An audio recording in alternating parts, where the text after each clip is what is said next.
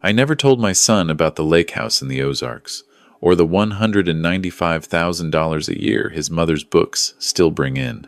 Dorothy died on a Thursday. Pancreatic cancer. We had 11 weeks from diagnosis to the end, which the doctors told us was actually more time than most people get with that particular kind. I'm not sure that made it better. I'm not sure anything could have made it better. She was 64 years old, and she still had paint under her fingernails on the day she died, because she'd spent her final morning adding color to a manuscript she would never finish. My son drove up from Dallas the morning of the funeral with his wife and their 2 kids. He wore a dark suit that looked expensive. He shook my hand at the graveside instead of hugging me, which I noticed but didn't say anything about. His wife wore sunglasses even though it was overcast, and spent most of the service on her phone. I watched my son stare at the casket with an expression I couldn't quite read.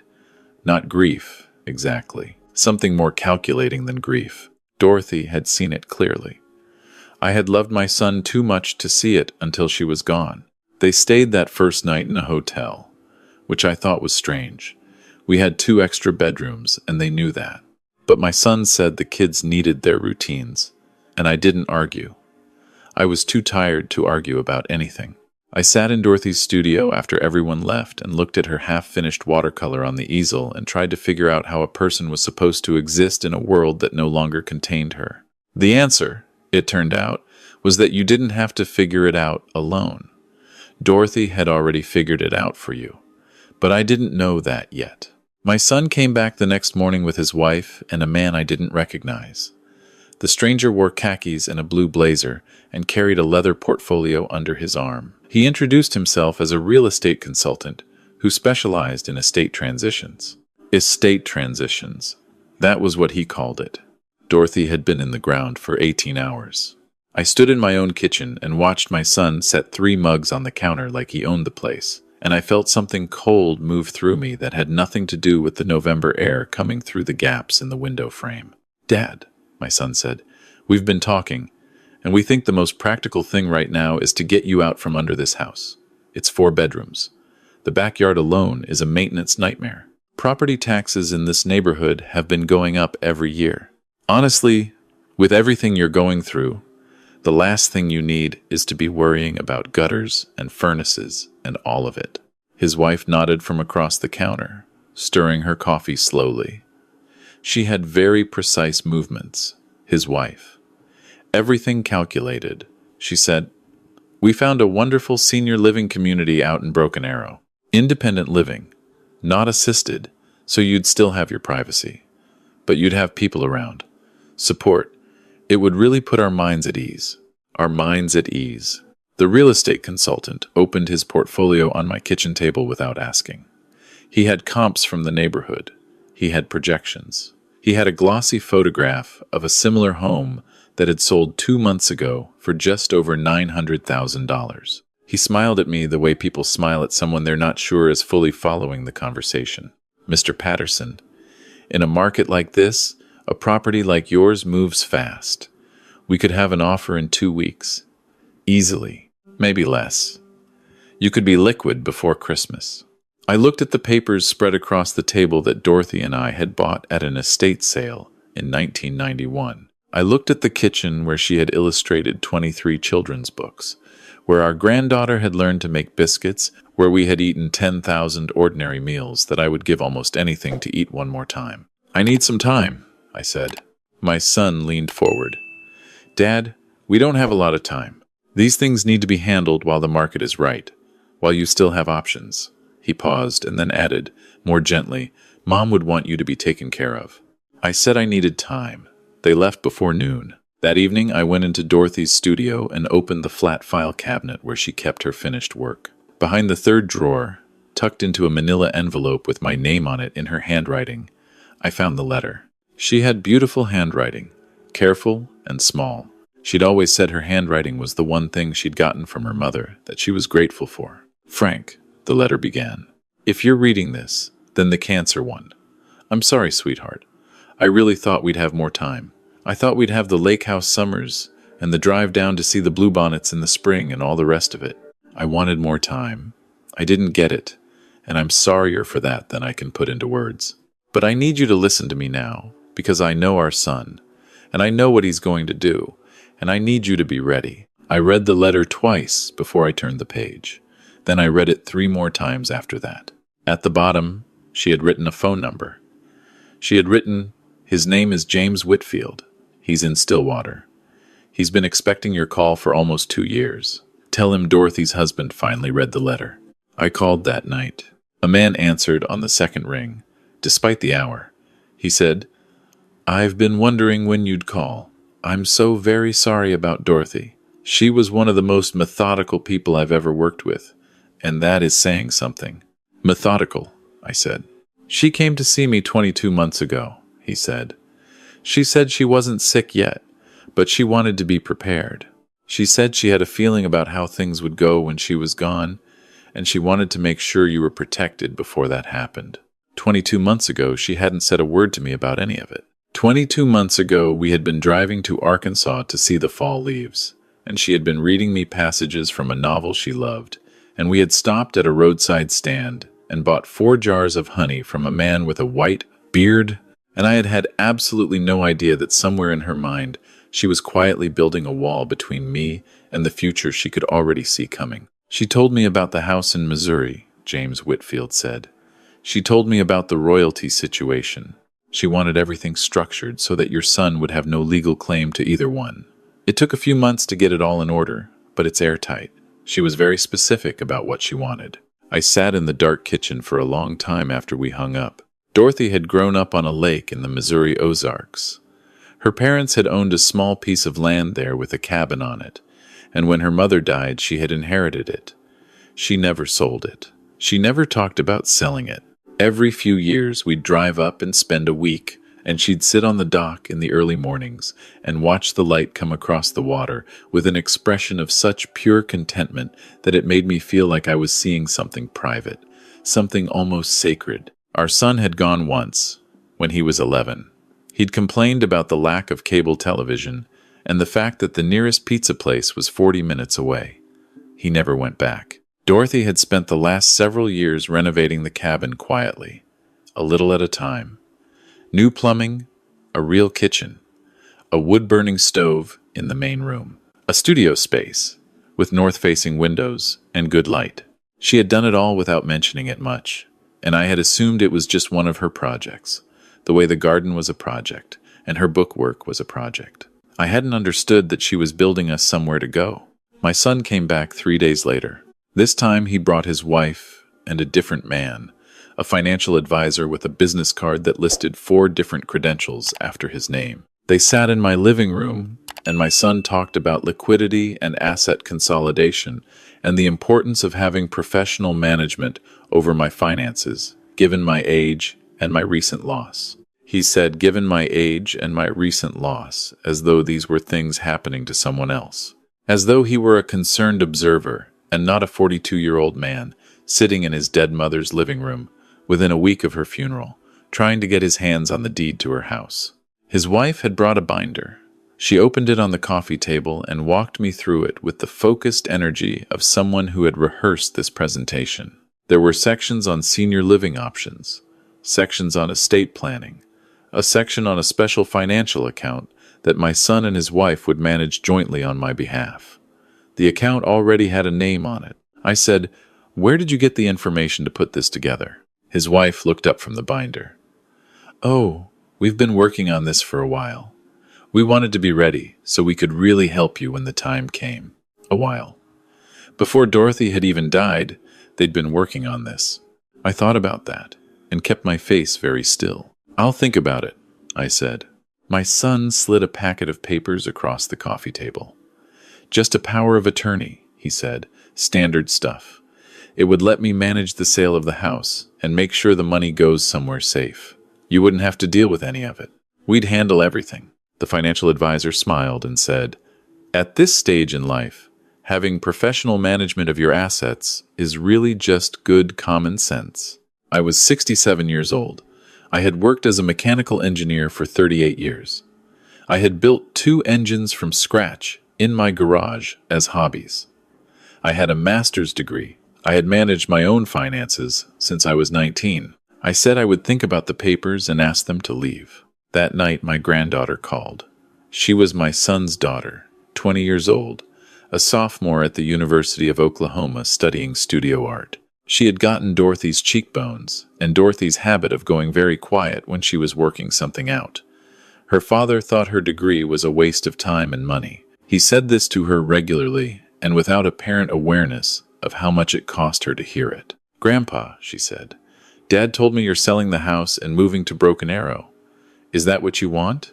I said I was still thinking. She was quiet for a moment. Then she said, "Mom has been on the phone with realtors." I heard her. She's been calling them for over a week. Over a week. Dorothy had been alive over a week ago. I said, "Your grandmother left me something I need to tell you about. Can you come over this weekend?" She said she could. She arrived Saturday afternoon with a duffel bag and a portfolio of new paintings and the particular lightness she always had when she got out of her parents' house in Dallas and came north. She had her grandmother's way of moving through a space, taking everything in without rushing. She stood in the doorway of Dorothy's studio for a long time without saying anything. We made tea the way Dorothy had always made it, loose leaf in the old ceramic pot, and sat at the kitchen table, and I told her everything. She listened without interrupting. That was also a thing she shared with her grandmother. She could listen the way most people couldn't, actually receiving what was being said instead of just waiting for her turn to speak. When I was done, she said, "The lake house. I remember Grandma talking about it. She said she used to go there as a kid. She said the light in the mornings was the best light she'd ever seen." Dorothy had described it to her almost exactly the way she described it to me when we first met. That made my throat tight in a way I hadn't expected. I said, "I could use some help. I don't know anything about running a cabin or managing a property like that, and I'm going to be learning everything from scratch. I have enough to pay you fairly and you'd have time to paint. Actually paint. Not just coursework." She looked at the table for a moment. "Dad would not be happy about this." "No," I agreed. "He wouldn't." She looked up with a small smile that was entirely her grandmother's. "I'm in," she said. My son called that Sunday evening. His wife was on the extension, which I could tell by the slight echo. He said, "Dad, Ashley can list the house this week. We need to get moving. There's an offer in the neighborhood already, and we don't want to miss the window." I said, "I've made a decision. I'm not selling." The silence on the other end was the kind of silence that has a shape to it. Then he said, "What do you mean you're not selling?" I said I was moving to Missouri, to the lake house Dorothy had left me. He said, "What lake house?" "Mom didn't have a lake house." "She had a lot of things you didn't know about," I said. His voice shifted into a register I hadn't heard since he was a teenager trying to negotiate a later curfew. He said, "Dad, listen to me. You're grieving. You're not thinking straight. You're 67 years old and you want to move to some cabin in Missouri alone? That doesn't make any sense. This is not rational behavior." His wife said, "We're just worried about you, Frank. This is not the time to make major decisions." I said my decision was made. I said I'd be in touch. I hung up. He called back within the hour. He said, "I talked to a doctor, a specialist in elder care. He thinks it would be a good idea for you to come in for an evaluation, just to make sure everything is okay cognitively. It's routine after a major loss. It's nothing to be embarrassed about." He said it's nothing to be embarrassed about the way you'd say it to someone who had every reason to be embarrassed. I said I hadn't agreed to any evaluation. He said, "Dad, if you won't do this voluntarily, I may have no choice but to pursue guardianship. I'm your son. I'm responsible for your well-being." He said he was responsible for my well-being. The next morning I called James Whitfield. "They're moving toward guardianship," I told him. He said, "Let them. They won't get it. You're competent. You're lucid. You haven't done anything irrational. A judge would laugh it out of court. But they don't know that yet, and their lawyer apparently doesn't know what he's doing." He paused and said, "Are you ready to move forward with what Dorothy planned?" I looked out the window at the backyard. Dorothy's raised garden beds, the bird feeders she'd filled every week, the oak tree we'd planted when we moved in that was now taller than the house. There were 33 years of our life in this yard, and I was going to leave all of it, and for one moment that felt impossible. Then I thought about her voice reading to me in the car on the way to Arkansas. I thought about her hands on a coffee mug in the early morning. I thought about her sitting on that dock, watching the light come across the water. I said, "Yes, I'm ready." He told me the rest of what Dorothy had arranged. I listened for a long time without speaking. When he was finished, I sat with it for a while, turning it over the way you'd turn over something you found on the ground that you weren't sure yet was valuable or just a rock. Then I said, "She was extraordinary." James Whitfield said, "She was the most prepared client I've ever had, and I've been doing this for 30 years. He explained about the Tulsa house. Dorothy had noticed a letter from the city in our mail 3 years ago, something about a rezoning study. She'd done her own research, which was the thing about Dorothy. She never let a thing go uninvestigated once it had caught her attention. She'd found a city environmental report, a preliminary assessment from the EPA about a former industrial site 2 blocks east of our neighborhood. The contamination hadn't reached our property, and likely wouldn't, but the designation was going to affect home values throughout the area significantly once it became public. The report had been finalized and would be published in the next 60 days. There was more. Dorothy had hired a structural engineer. The soil in our part of Tulsa was notoriously difficult. Expansive clay that shifted with moisture changes, and our house had been showing subtle signs of foundation stress for years. Nothing catastrophic, but enough that a thorough inspection would flag it. A full remediation would cost between $250,000 and $300,000, conservatively. She had also discovered, buried in the fine print of our HOA agreement, a provision for a special assessment for neighborhood infrastructure that had been quietly deferred for years. The assessment had finally been triggered. Each property owner in our section would owe $68,000, payable within 8 months. Dorothy had assembled all of this into a folder that James Whitfield had held in a filing cabinet for almost 2 years, waiting for a phone call I finally made. "She didn't tell me any of it," I said. "She said she didn't want to worry you," he said.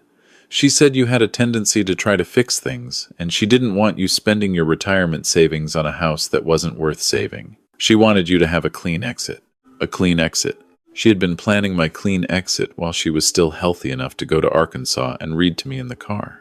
My son arrived the following Tuesday morning with his wife and their family's attorney.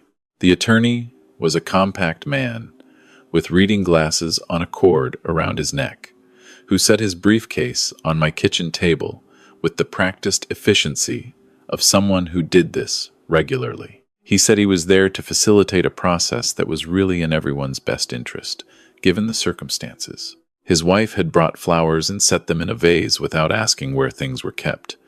She had been in my kitchen enough times to know where things were kept. She moved through it with a proprietary ease that I had noticed before but never named. My son said, "Dad, we're not trying to fight with you. We love you.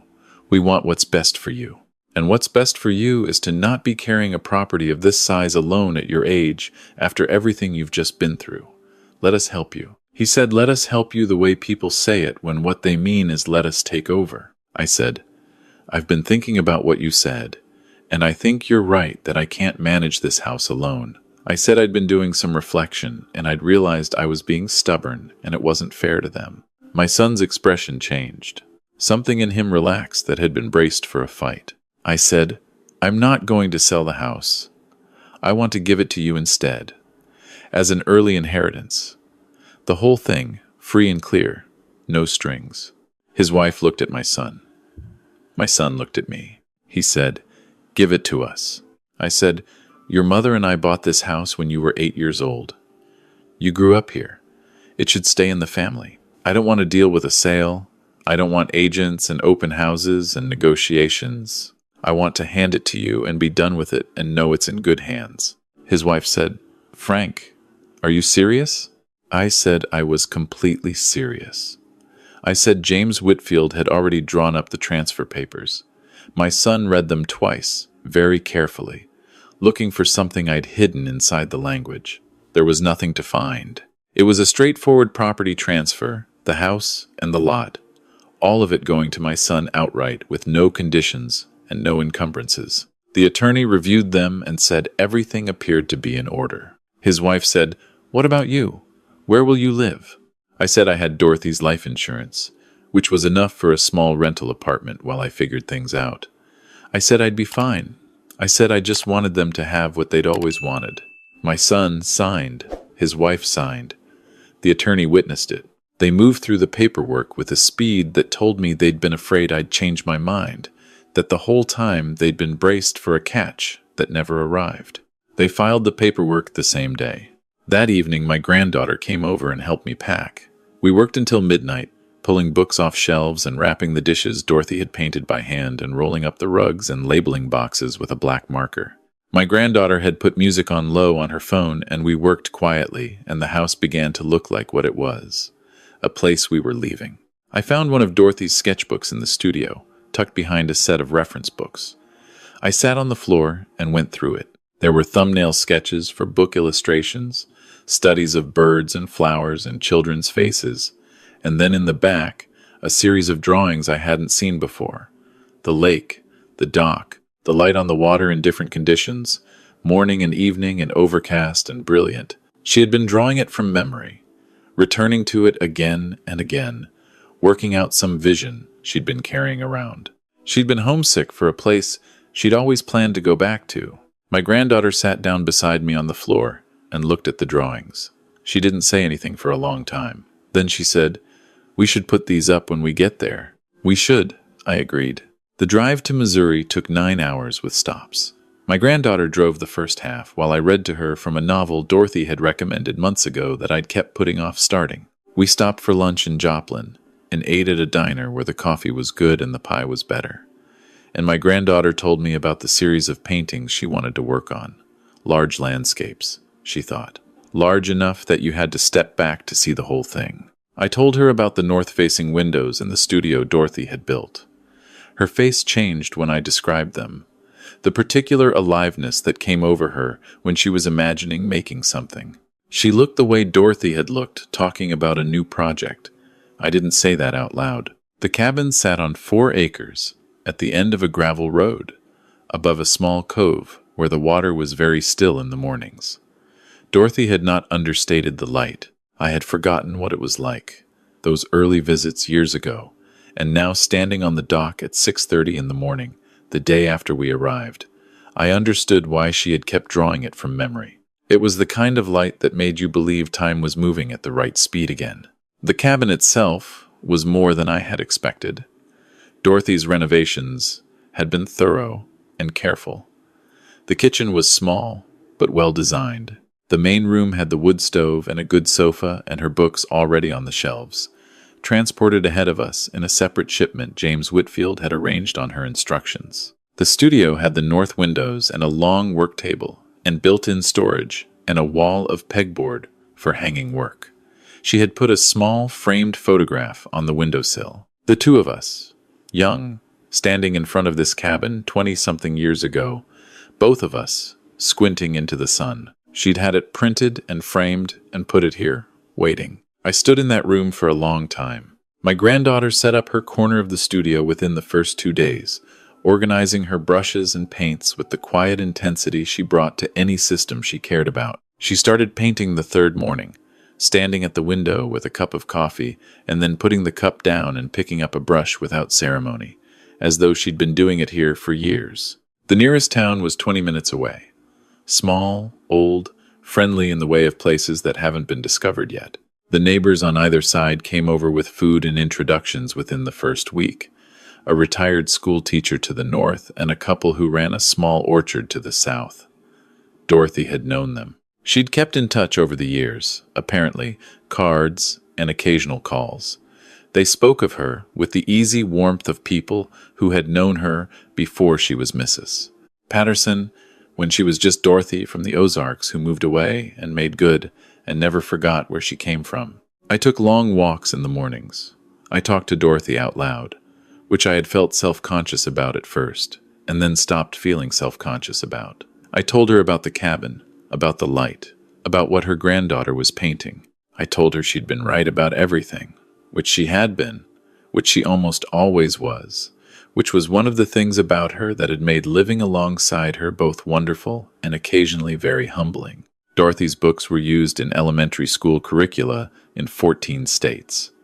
12 titles still in print, several of them approaching their 30th anniversary editions with no sign of slowing down. The royalty payment arrived in the first week of January, direct deposit, $195,000 that landed in my account as quietly as if it were the most ordinary thing in the world. To Dorothy, it had been ordinary.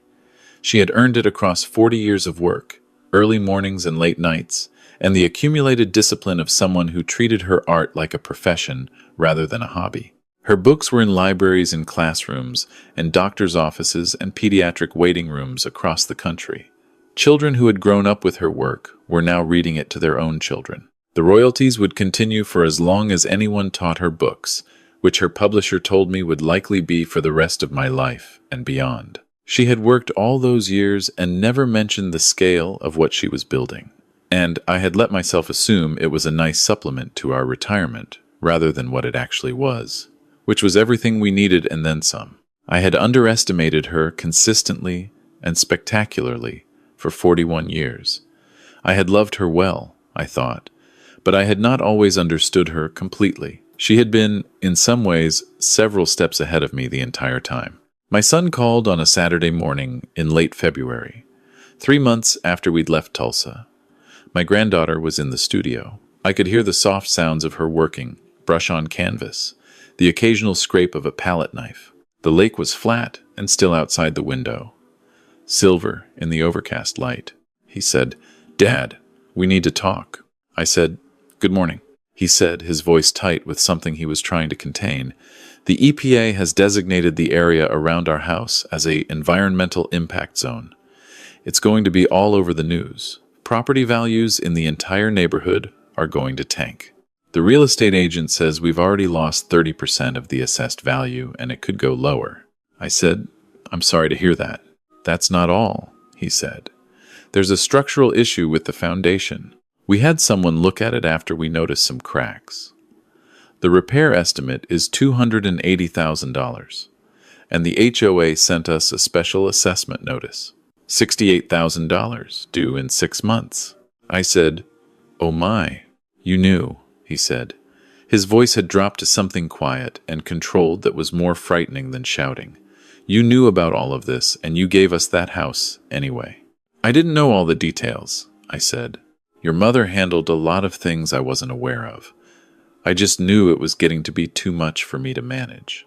"She set you up," he said. "She set this whole thing up. You gave us a disaster and then disappeared to some cabin in the middle of nowhere. Where did you even get the money for a cabin? Mom's life insurance isn't enough for a property like that." "Your mother owned the cabin before we were married," I said. "It came from her family. And the life insurance money, that's mine," I said. "As is everything else your mother left me." He was quiet for a moment. Then he said, "You knew exactly what you were doing, you and your lawyer. You deliberately gave us a property that was falling apart to get us out of your way." I said, "The house was transferred to you as a gift. That's documented. Everything was done correctly and above board. I'd encourage you to speak with your attorney." "I'm going to sue you," he said. "I'm going to take you to court and I'm going to prove that this was fraud and I'm going to get everything back." I said I understood that he was angry. I said I genuinely hoped he would find a path forward. I said I was going to let him go now because I had plans for the morning. He hung up. He called back twice over the following 10 days. I answered the first time. He was louder and less controlled than the first call, which told me he'd looked into the legal options and found them less promising than he'd hoped. I listened for a while and then said I was going to go. He said things I won't repeat. I hung up. The second call, I let go to voicemail. The message was 12 minutes long. I deleted it without listening to the end. Through my granddaughter, who spoke with her parents occasionally and relayed what she thought I needed to know, I learned that they had listed the house immediately, before any repairs, hoping to get ahead of the news cycle. The news cycle moved faster than the listing. The offers that came in were insultingly low. They pulled the listing and looked into financing for the foundation repair. The bank wouldn't lend against a property with active structural issues and environmental adjacency concerns. They went back to the low offers. Eventually, they accepted one from a developer who specialized in teardowns, a figure that, after the HOA assessment and the legal fees from my son's failed attempt to pursue fraud charges, left them with less than the land had been worth before Dorothy died. Everything we had built in that house, the raised beds and the oak tree and the kitchen table in the 33 years, my son had torn it down himself, chasing a number on a piece of paper. The developer came in with heavy equipment 6 weeks after the sale closed. A neighbor sent me a photograph by accident, thinking he was texting someone else. I looked at it once and then put my phone down and walked out to the dock and stood there until the light changed. My granddaughter finished her first large format series in March. 7 paintings, each one 4 feet across, each one a different hour of light on the water. She photographed them and sent the photos to 3 galleries, and the second one wrote back within a week. They offered her a small group show in their summer exhibition, her first professional showing. She called me from the studio, and I could hear in her voice the exact quality of disbelief and joy that Dorothy had described, feeling the first time a publisher said yes. I called James Whitfield that evening to let him know things were settled. He said Dorothy would be pleased. I said I thought she would be, and also I thought she had probably already known it would go this way, which made him laugh. I cooked dinner for my granddaughter that night. Dorothy's chicken and rice recipe from the index card in her handwriting that I'd tucked into my bag before we left Tulsa. My granddaughter set the table and lit a candle, and we ate with the studio door open so we could hear the water. She told me about the gallery, about the other artists in the show, about a project she was already planning for the fall. She talked about Dorothy easily, remembering stories, asking questions about things she'd never thought to ask when there was still time. After dinner, she said, "Do you think Grandma knew I'd end up here? Like, specifically?" I thought about the sketchbook, the drawings of the light across the water, done from memory in the back of the studio, refined over and over again. The photograph on the windowsill, already framed, already waiting. "I think she knew a lot of things she kept to herself," I said. My granddaughter smiled and said, "That sounded exactly right." I started writing in April. I'd kept notes for years, the habit of an engineer, and I had files on my laptop full of half-formed observations about 40 years of work and the particular education you get from watching things break down and figuring out how to rebuild them. I didn't know if it was a book. I didn't know if it was anything, but I wrote in the mornings before my walk, 2 or 3 hours at the kitchen table while my granddaughter slept, and slowly something began to take shape that I couldn't have named at the start. My son never called again after the second voicemail. I thought about reaching out. I sat with the thought a few times, turning it over, examining it honestly. I did not reach out. He had made choices with full information about who I was and what I wanted. He had looked at his mother's death and seen a transaction to complete. He had brought a stranger with a real estate portfolio into my house before she was cold. He had threatened to have me declared incompetent. He had tried to take control of everything Dorothy and I had built together, and when he hadn't been able to, he'd found a way to destroy it instead. These were not things that an apology on my part could repair. These were not things that were mine to repair. Dorothy had understood this before I did. Dorothy had loved her son and known him clearly, without the distortions that made it harder for me. She had not hated him. She had not wanted him to suffer. But she had been clear-eyed about what he was willing to do, and she had built her plan accordingly. She had given me freedom. That was what she had given me.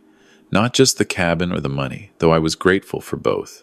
She had given me permission to stop carrying the weight of a relationship that had been unequal for a long time, where I had been giving something that was never going to be returned in kind, where I had kept making room in myself for a version of my son that existed more in my hope for him than in reality. I had spent 67 years being someone's son, someone's husband, someone's father. I had been responsible and present and careful, and I had tried, genuinely tried, to do right by the people who needed me to. I did not regret any of it, but there was something on the other side of all that responsibility that I hadn't expected to find, which was a quiet and startling lightness, the sensation of carrying only what was actually mine. On the first Saturday in May, my granddaughter and I took the canoe out early and paddled to the far end of the cove where the herons nested. We stayed very still in the water and watched one of them stand motionless in the shallows, for so long it might have been a sculpture, and then move with sudden blinding precision and come up with something silver in its beak. My granddaughter said, softly so as not to startle it, "Grandma would have painted this." "She would have," I said. We floated in the cove for a while without talking. The light was doing the thing Dorothy had drawn over and over again, that particular quality of the morning reflection, the way the color seemed to come up from inside the water rather than down from the sky. I had looked at her drawings enough times by now that I could almost see what she was reaching for, the thing she kept returning to and trying to get right. I thought about the last line of her letter. She had closed it the way she closed everything she wrote to me, with the shorthand we'd developed over 41 years. 2 words that had meant more things than I could list in one place. 2 words that meant I see you and I trust you and I'm glad we found each other, and whatever comes next, I'm not afraid. She had written those 2 words, knowing I would read them alone in a quiet house on a night when the world felt catastrophically different than it had before. And she had been right that I would need them, and she had been right that they would be enough. I sat in the canoe in the light on the water and said them out loud. My granddaughter looked at me. I was not trying to explain, and she was not asking. She understood, the way she understood most things, by going quiet and making room for it. The heron spread its wings and lifted from the water without effort, and we watched it carry itself over the tree line and disappear into the blue and green morning.